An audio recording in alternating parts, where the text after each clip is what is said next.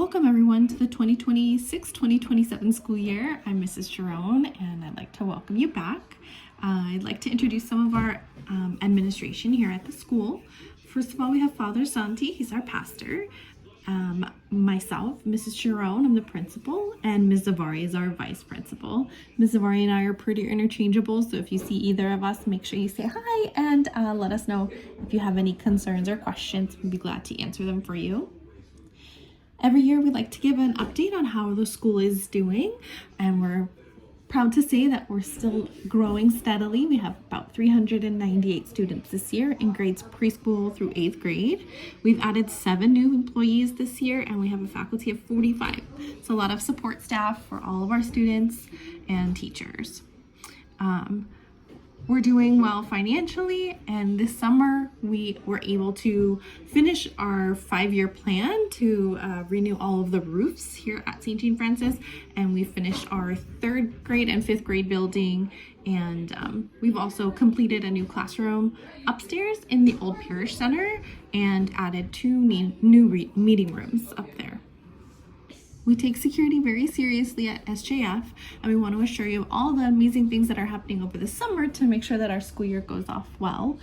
This year we did a security camera audit, and we actually added 9 new cameras throughout the campus, making sure that we have full coverage over all of the spaces. We, at the end of the school year last year, decided as a school that we wanted to have a armed guard on Friday afternoons when the students are at church. So we have a security company who comes, and then we have Mr. Navarro, who's our everyday security guard, who's amazing. Of course, internet-wise, we have a school content filter, and we restrict access to our campus. We have a closed campus. We don't let parents or visitors come during the school day, including deliveries, so no lunch deliveries, so sorry. We have a device-free school, so students should leave their personal devices at home or turned off in their backpacks all school day. And then this year we've asked all families to not bring metal water bottles. We had a few incidents, and there were a few incidents around the country where students were being harmed with metal water bottles. If you do have a metal water bottle, we ask that they have either a silicone or some kind of cover over it without a shoulder strap so the kids can't swing it. If you could do that and help us keep all of our kids a little bit safer this year, we'd really appreciate it. School drop-off and pickup is a little bit different, very similar to last year. We just tweaked a couple things to make it flow a little bit better. We've updated our pickup and drop-off video if you want to watch it, or if you're a new family, you don't know how it works, please be sure to watch that. It's about 2 minutes. Just a reminder, we don't have any student drop-off or pickup on Hamlin Street until after 8 a.m. During normal drop-off and pickup, we always enter through Victory Boulevard. And during school hours, if you need to pick up early or drop off something, please come to the main school office. That way we can help you. We do not open the back gate in the church parking lot during school hours, so please don't ask anyone to open that for you. In our ever-increasing concern for student safety, we've decided to stop our drive-through drop-off through the campus in the mornings. So as you can see in the picture, we've decided for all student safety to change the drive-through drop-off to just in front of the church and down the alley. So we will still have faculty outside, kind of by the grassy area by the gym, to help students in and out of the cars, and we ask that you just drop them off and continue driving down the alley towards Coldwater. Of course, you're always able to park and walk students in.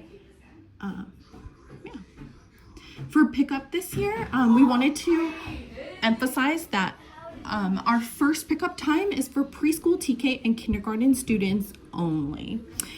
So that starts at 2:30. The gates will open and the classroom doors will open at 2:35. If you could please not knock on the doors, just wait until the teachers open the door so that you can pick up your child from their classroom.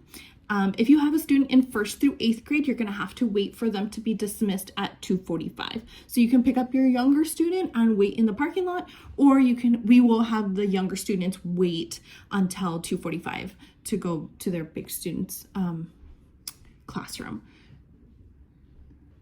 All right. And then so our regular school pickup has a red pass. So that's 2:45 dismissal.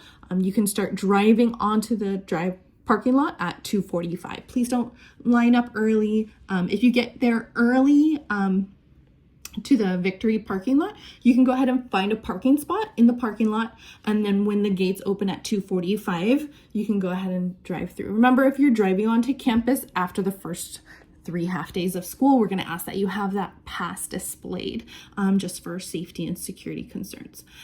And as always, please be mindful neighbors and don't block driveways either on Victory Boulevard or if you're dropping off during the middle of the day on Hamlin Street.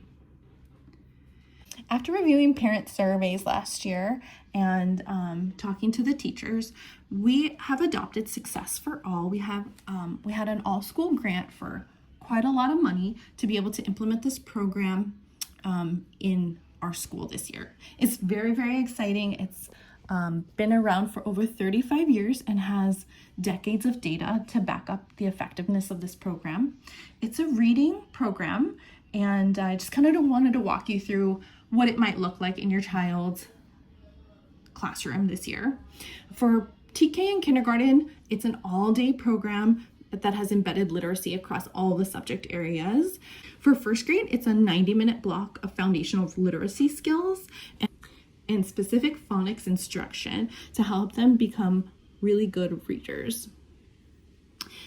From 2nd through 5th grade, it's a 90-minute program instructional block that targets the needs of the students individually as they grow into more academic readers. And then 6th through 8th grade, it's also a 90-minute instructional block, and they're going to learn to read more intensively and be ready for high school. This is a very intensive program where our goal is to get 100% of our students reading at or above grade level in the next year. And so due to this intensive nature, we wanted to create a block of protected learning time between 8 a.m. and 10:30 a.m. So we're gonna ask that students not be dropped off during these times. It's really important to us that students are arriving on time daily, ready to learn. And we're excited to partner with our parents and make sure that that happens on a daily basis. So if your student is coming later than 8 a.m., we're gonna ask that they not be dropped off until after 10:30 a.m. Other important reminders for the school year, for birthday parties, please communicate with your teacher at least 24 hours in advance, and we only allow small individual sized treats to be passed out during the last 10 minutes of the school day. Here are some uniform reminders. This is what our everyday uniform looks like: a polo with chino shorts or pants and plaid skirts for our girls, and our 5th through 8th graders are the only ones who are allowed to wear the navy skirts. And just a reminder that the skirts and the shorts must touch their knees. Our mass uniform includes a button-up Oxford shirt, a tie, and a cardigan or a vest. And then our PE uniform is the gray t-shirt with our logo and the navy blue pants or shorts with our logo also. Just a reminder, please no haircut designs like boys like to get, like little designs carved into the sides of their heads. Please, none of that. No leggings and worn as pants, and no nail polish. We ask that girls and boys don't wear boots or slip-on shoes. Even during rainy days, if they need to wear rain boots, please have them bring their tennis shoes in their backpack because they're very slippery, and sometimes it stops raining and the kids want to run around and they end up falling outside. Okay. Even on free dress days, we ask that all students wear appropriate attire. they can wear jeans, but not like wholly or severely ripped jeans, excessively tight pants, and tank tops. And as always, skirts and shorts must touch their knee. Sometimes it feels like we over communicate here at St. Jean Francis, but we try to find a good balance. So first and foremost, our number one way of communication is email. If you could mark us as a important contact in your phone and maybe set alerts when you get an email from your child's teacher, we'd really appreciate it. If you would like to receive texts from the school, please see my newsletter and add us on Remind. We send out weekly reminders, and then of course in emergencies, that's the best way that we can get a hold of the whole school at the same time. If you ever need to see your teacher, you can find them at drop off and pick up right in front of their classroom. But if you need a longer conference, more than a 2-minute conversation, we ask that you please make an appointment with them so that they can make time to sit down and talk to you.